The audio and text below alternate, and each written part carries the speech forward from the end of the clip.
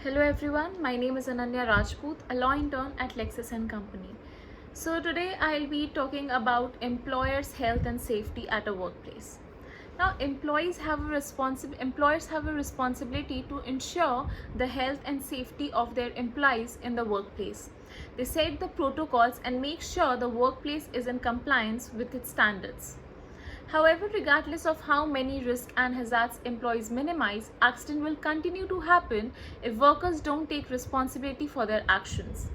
Safety is a team effort. One employee acting irresponsibly cannot only hurt themselves but other employees as well. Consider that employee collision are one of the top causes of injury in a workplace. One person running into another or an employee running into an object. This is largely a result of someone being distracted or just not paying attention. Another common cause of workplace accident is a trip and fall.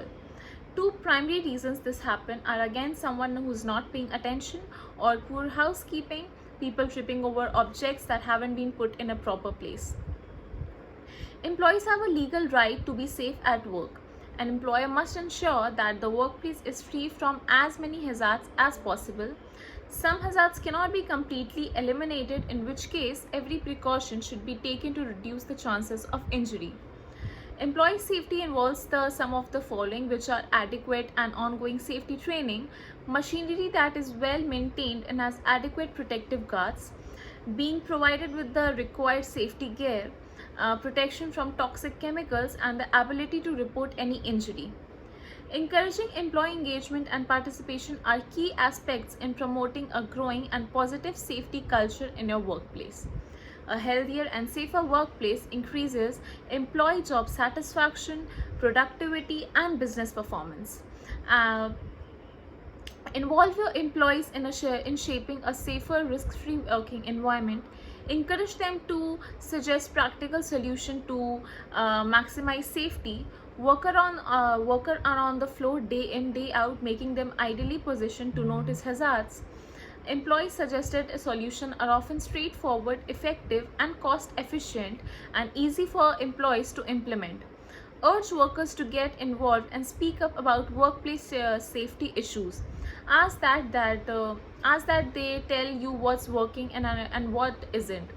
Emphasize that by reporting hazards, employees are making their workplace safer for themselves and for their workmates. WHO's proposed strategy to improve health coverage of workers, including those working in small companies and the informal sector, is to work with countries in the work following strategic directions. Increasing skills of primary care providers. Now, general practitioners, nurses, environment and public health technicians, and community health workers to provide basic occupational health services such as advice on improving working conditions, monitoring the health status of workers, and detecting the most common occupational diseases among workers in small companies, rural areas, farms, and the informal sector among the migrants. Expanding the coverage of improving quality of specialized occupational health service in big and medium-sized company and industrial zones with a focus on accessing and reducing occupational risk. Surveillance and improvement of the work environment, work organization, machinery and equipment, early detection and rehabilitation of occupational diseases, promotion of health, and the provision of first aid at the workplace. Now, establishing connection between occupational health services and primary care centers to facilitate the care of workers suffering from chronic diseases and their return to the work after long-term absence due to sickness. Developing workplace health initiatives, tools and methods for empowering companies and other work settings to take better care of health without unduly relying on professional health services, including occupational health in pre-service training that all frontline health providers and certain medical specialists dealing with cancer, skin, respiratory and neurological disease, and muscle skeleton disorders. Developing roadmaps for scaling up access of workers to essentially intervention and services as defined nationally for prevention and control of occupational and work-related diseases.